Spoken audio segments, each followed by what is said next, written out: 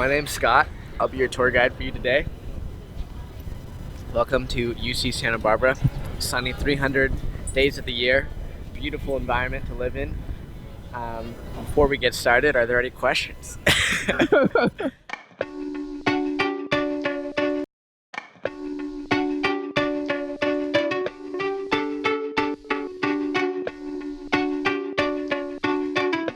My name's Scott Delamar.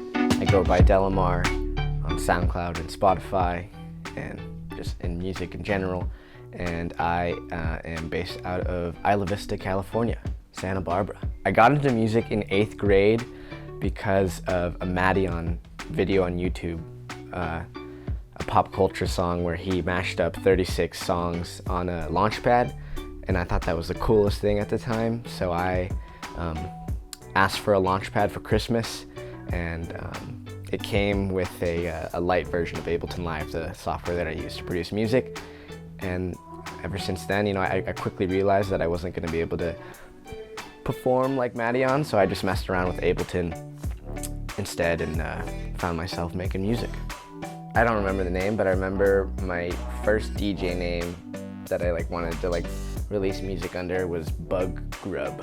Yeah, this is embarrassing, but it was definitely Bug Grub, Seagull Music, which I thought was actually kind of cool, Astro Scott, and then I think I landed on Delamar, just my last name. The name Delamar, besides it being my last name, I figured it was kind of like a professional move, but also it also kind of roughly translates to of the sea or from the sea, and I think that applies to a lot of my music. It's kind of beachy and sunny and usually a little bit tropically.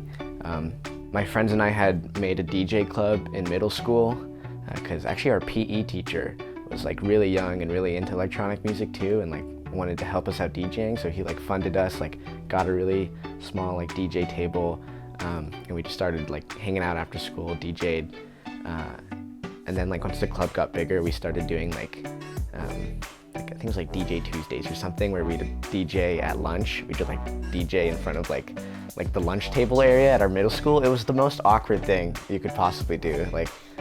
Any DJ out there knows how awkward playing in front of a crowd that doesn't dance is, and imagine trying to do that to kids trying to eat lunch, not wanting to listen to your electronic music.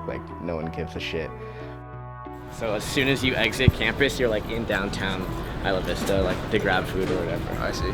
And also there's this really big kind of bubble going on where no one ever leaves Isla Vista, so there's really no reason to drive into Santa Barbara unless you're 21 and want to go to the bars in downtown Santa Barbara. Blender's just a great smoothie spot.